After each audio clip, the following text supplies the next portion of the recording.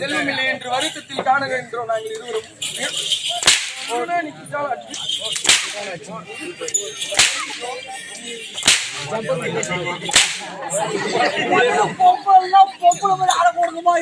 ஆம்பளை மாதிரி பஜார் தரம் ஆகாத ஏண்டியா பொம்பளை மாதிரி எவ்வளோ காலை சரியா வைக்கிறியா காலை விச்சு தெரியா சாமியாருக்கு வந்தானுங்க சோறு கட்டானுங்க சோறு போட்டா அவன் பிமுடியோ என் தலை மேல கை வருது என் மூஞ்சி மேல போயிருது ஒரு முடிவு போட தெரியாது நீங்க அனுகூடி நாடு சொன்னீங்க அனுகூடி நாட்டுனா இல்லையா சோறு போட்டனா இல்லையா சோறு சுத்தம் சோத்து விட்டு போகணும் என் மூஞ்சில கும்பிட்டுயா அவர் சாவுக்கு மேலே கை விடணும் தெரியுமா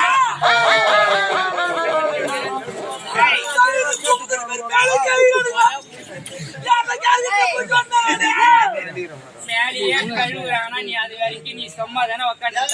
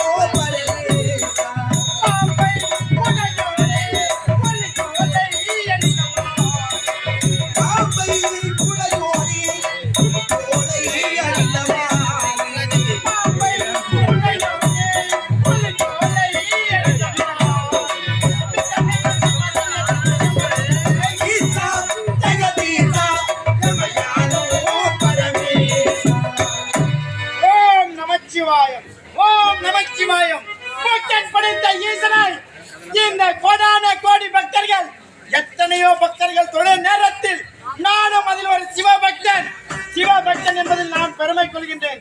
எப்பேற்பட்டவன் என்னுடைய பெயரோ திருவானந்த முனிவர். 12 ஆண்டுகளுக்கு ஒரு முறைதான் உணவானது உண்பேன். ஒருவேளை அந்த 12 ஆண்டுகளுக்கு ஒரு முறை உணவு அருந்துவிட்டு 12 ஆண்டுகள் நித்திரையில் இருப்பேன்.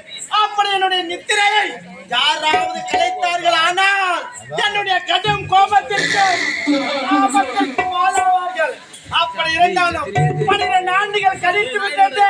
தற்போது நித்திரை தெளிந்து விட்டது. உணவு அருந்த வேண்டும் என்றால் அதோ தெரிகின்ற விதர்ப்பபுரி நாடு ரைவத மன்னன் அன்னை கொடியை நாட்டியிருக்கின்றார். அந்த நாட்டுக்கு செல்ல வேண்டும், உணவை அருந்த வேண்டும், மீண்டும் நித்திரையை கொள்ள வேண்டும். தற்போது விதர்ப்பபுரி நாடு செல்கின்றேன்.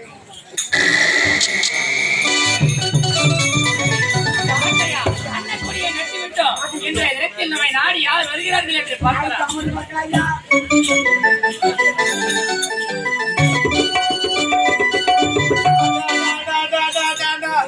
இதுதான் விதர்ப்பபுரி நாடு. என்ன ஒரு மாட மாளிகை நாடாகு. இந்த அழகில் இருந்தும் இப்பேற்பட்ட மாளிகை நான் இதுவரை கண்டதில்லை.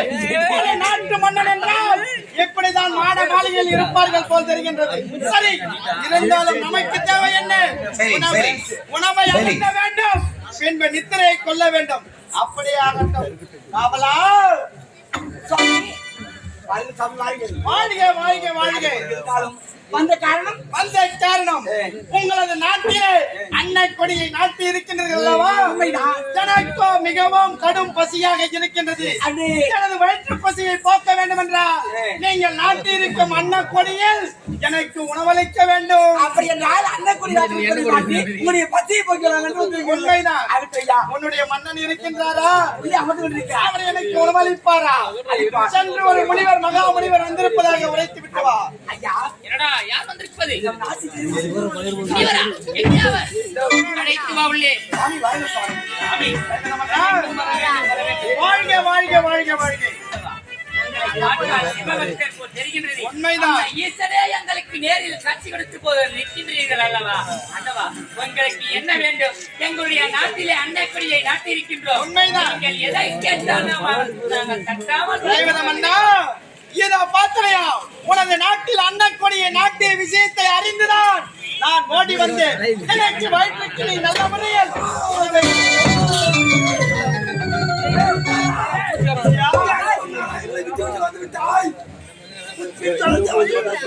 நானோ உறக்கத்தில் இருந்தேன் அல்லவா?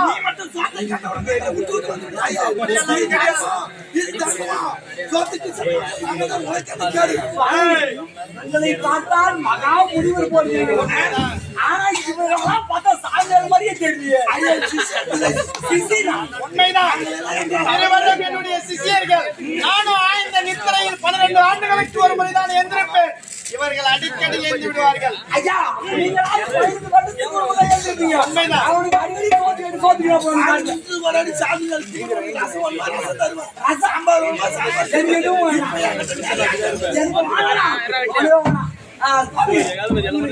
உண்மைதான். ஐயா, ஐயா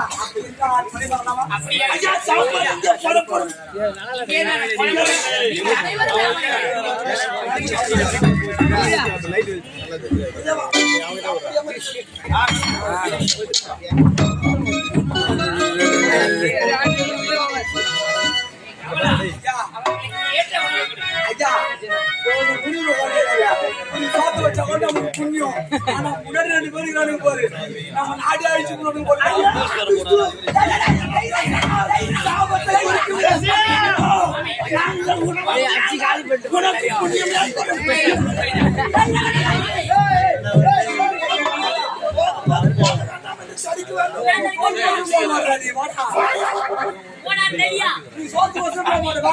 அவன் வேண்டாம்.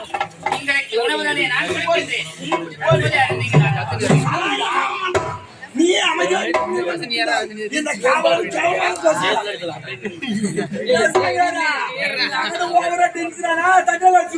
சாபத்தை கொடுத்து மலையா முடிய சோதனை வந்து சாபம்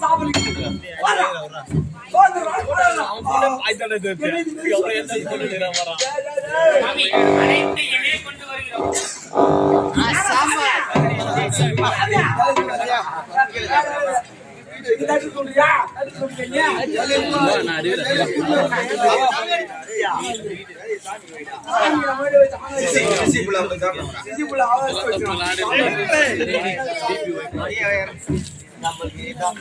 கொண்டு வா.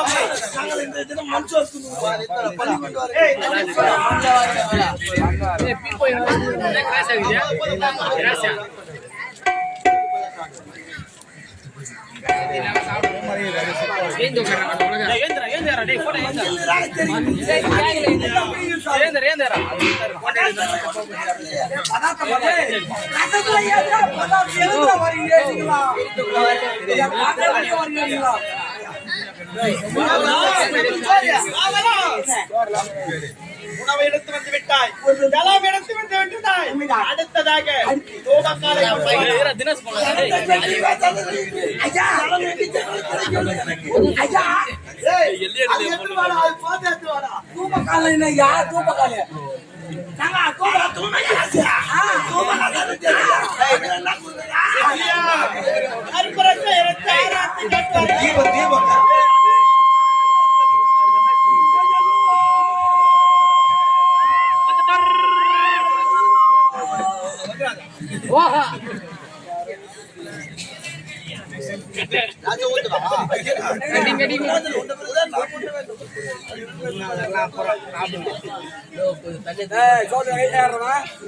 கை வச்சாரா நீ கை வைக்கிற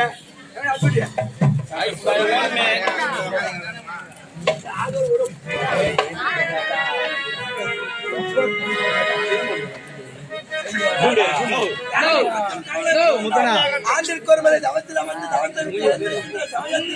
யாருடைய இல்லமாகப்பட்டது உங்களுடைய கண்ணெழுத்து அந்த இல்லத்தில் வந்து நீங்கள் உணவருந்தினார்.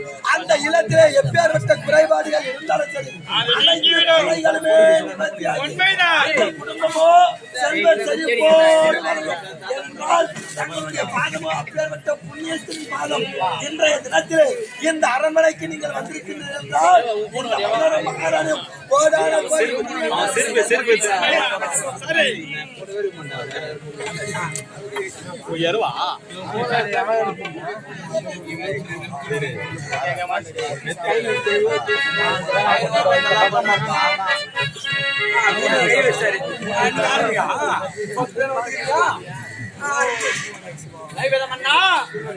இதோ பார்த்தனியா, நான் 12 ஆண்டுகளுக்கு ஒரு முறை உணவை உண்ணும்போது என் எதிரிலே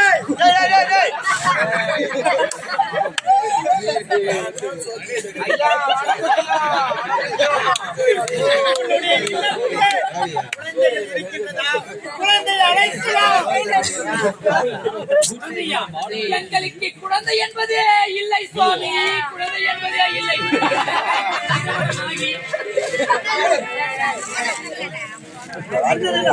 எங்களுடைய குருநாதராகப்பட்டவர் யாருடைய இல்லத்தில் உணவை அருந்துவதாக இருந்தாலும் அவர் உணவை உட்கொள்வதற்கு அந்த இல்லத்தில் இருக்கக்கூடிய மழலை செல்வத்தை அழைத்து அந்த குழந்தைக்கு ஒரு பிடி சாதத்தை கொடுத்த பிறகுதான் அவர் அருந்துவது வழக்கம். ஆகையால் உங்களுடைய இல்லத்தில் இருக்கக்கூடிய குழந்தையை அழைத்து வந்தார் மகனோ மகளையோ அழைத்தால் அந்த குழந்தைக்கு ஒரு பிடி சாதத்தை கொடுத்துவிட்டு பிறகுதான் எங்களுடைய குருநாதர் பசி ஆழ்வார்.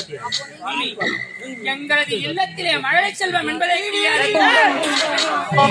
இல்லத்தில் மழலை செல்வமா இல்லையா? பிணம் சுடுகாடு என்று உரைப்பார்கள். மழை இல்லாத இல்லத்திலே நான் உணவை அருந்தினால் அந்த அன்னமானது எனக்கு ஆகாரம் ஆகாது.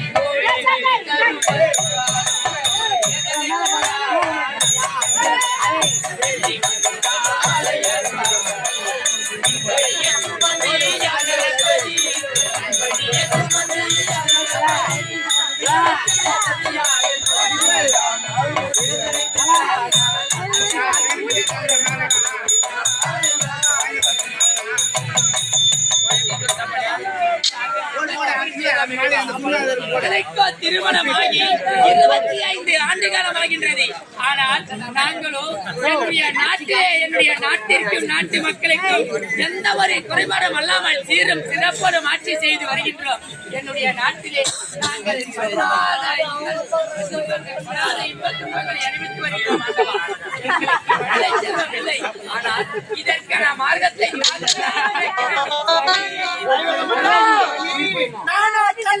பார்த்தவுடன் உன் நாட்டுக்கு ஓடி வந்தேன். உணவை அருந்தலாம் என்று நினைத்தேன்.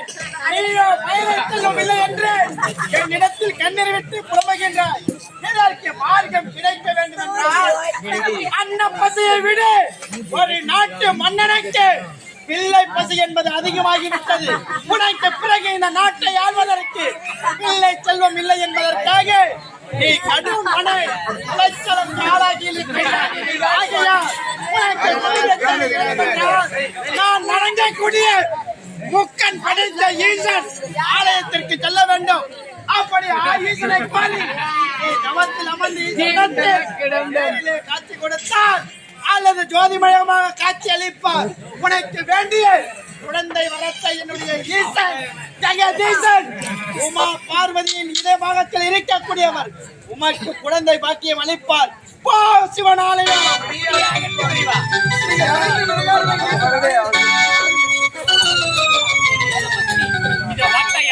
நமக்கு மனதை செல்வம் இல்லையா என்ற காரணத்திற்கு இது நாள் வரைக்கும் வருத்தப்பட்டுக் கொண்டிருந்தோம். ஆனால் தற்போது அந்த ஈசனின் அருளால் குழந்தை கிடைக்கப் போகிறது என்று சுவாமி உரைத்து விட்டார். ஆகையால் தற்போதே புறப்பட வேண்டும் அல்லவா ஈசனாலயம்? புறப்பட்டு வா. குழந்தை செல்வமில்லை என்று வருத்தத்தில் காணுகின்றோம் நாங்கள் இருவரும்.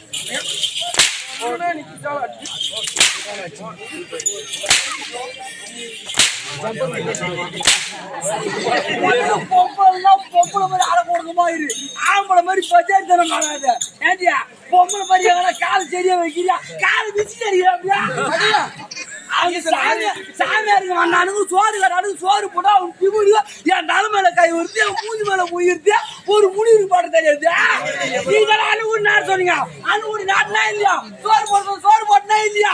சோறு சுத்தம் சோத்து விட்டு போகணும். என் மூஞ்சில கும்பிட்டுயா அவர் சாவுக்கு மேலே கை விடணும் தெரியுமா?